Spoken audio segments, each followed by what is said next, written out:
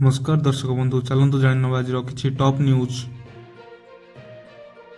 ଜୟ ଜଗନ୍ନାଥ ସାଙ୍ଗମାନେ, ଆମ ଚ୍ୟାନେଲକୁ ଆପଣଙ୍କୁ ପୁଣି ଥରେ ସ୍ୱାଗତ।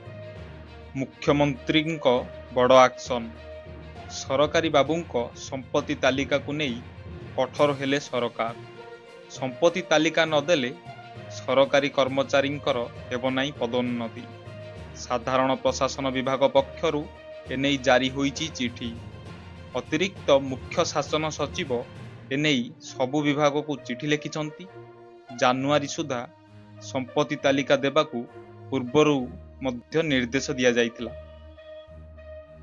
ପରବର୍ତ୍ତୀ ଖବର, ବାରବାଟୀ ଟି20 ମ୍ୟାଚର ପ୍ରଥମ ଟିକେଟ୍ ମହାପ୍ରଭୁ ଜଗନ୍ନାଥଙ୍କୁ ସମର୍ପଣ କଲା ଓସିଏ।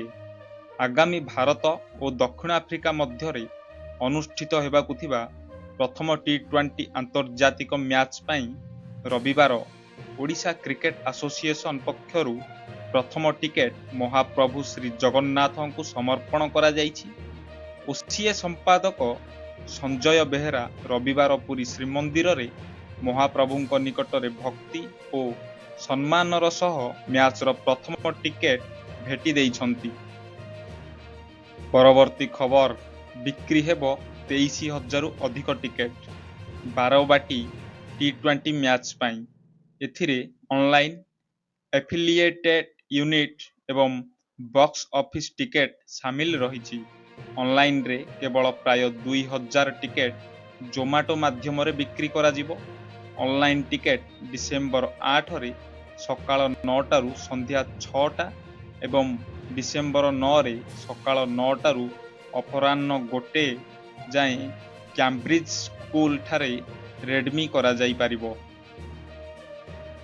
ପରବର୍ତ୍ତୀ ଖବର, ରାଜ୍ୟରେ ଆହୁରି ବଢ଼ିବ ଶୀତ।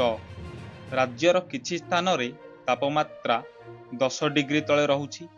ସେହିପରି 4 ଦିନ ପରେ ରାତି ତାପମାତ୍ରା ଆଉ 2ରୁ 3 ଡିଗ୍ରୀ ହ୍ରାସ ପାଇବା ସହିତ ଶୀତ ବଢ଼ିବା ନେଇ ପାଣିପାଗ ବିଭାଗ ପକ୍ଷରୁ ସୂଚନା ଦିଆଯାଇଛି। ଅପରପକ୍ଷେ ରାଜ୍ୟର ବିଭିନ୍ନ ସ୍ଥାନରେ ଘନ କୁହୁଡ଼ି ମଧ୍ୟ ଦେଖିବାକୁ ମିଳିଛି। ପରବର୍ତ୍ତୀ ଖବର, ଖୁବ୍ ଶୀଘ୍ର ରାଜ୍ୟରେ ଆସିବ ସ୍ୱତନ୍ତ୍ର ଗୋ ସୁରକ୍ଷା ଆଇନ। ରାଜ୍ୟ ସରକାର ଗୋମାତାର ସୁରକ୍ଷା ନେଇ କୌଣସି ପ୍ରକାର ସାଲିସ କରିବେ ନାହିଁ। ଏଥିସହିତ ରାଜ୍ୟରେ ବେଆଇନ କଂସେଇଖାନା ଓ ଗୋଚାଲାଣକୁ ସମ୍ପୂର୍ଣ୍ଣ ଭାବେ ବନ୍ଦ କରିଦିଆଯିବ। ପରବର୍ତ୍ତୀ ଖବର, ଭାରତ ଜିତିଲା ପ୍ରଥମ ଦିନିକିଆ। ରାଞ୍ଚିରେ ଖେଳା ଯାଉଥିବା ରୋମାଞ୍ଚକର ପ୍ରଥମ ଦିନିକିଆକୁ ଜିତି ନେଇଛି ଭାରତ।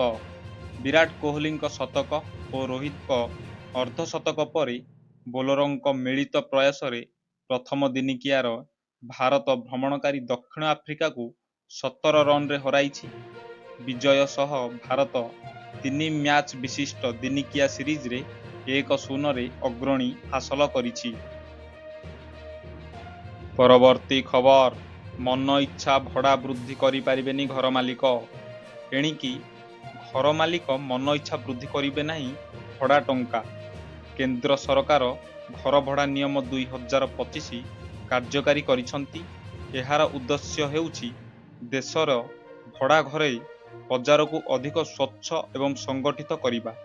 ଏହା ଘର ପାଇବାକୁ ସହଜ କରିବ ଏବଂ ମନ ଇଚ୍ଛା ଭଡ଼ା ବୃଦ୍ଧି, ଅଧିକ ଜମା ଏବଂ ଡକ୍ୟୁମେଣ୍ଟେସନ ଅସୁବିଧା ଦୂର କରିବ। ପରବର୍ତ୍ତୀ ଖବର, ତାମିଲନାଡୁରେ ମର୍ମନ୍ତୁଦ ସଡ଼କ ଦୁର୍ଘଟଣା।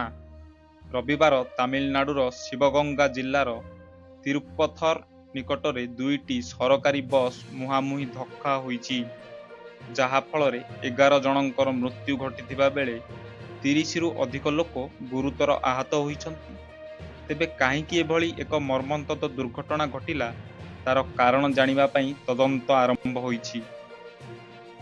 ପରବର୍ତ୍ତୀ ଖବର, ଭାରତ ମୁହାଁ ବାତ୍ୟା।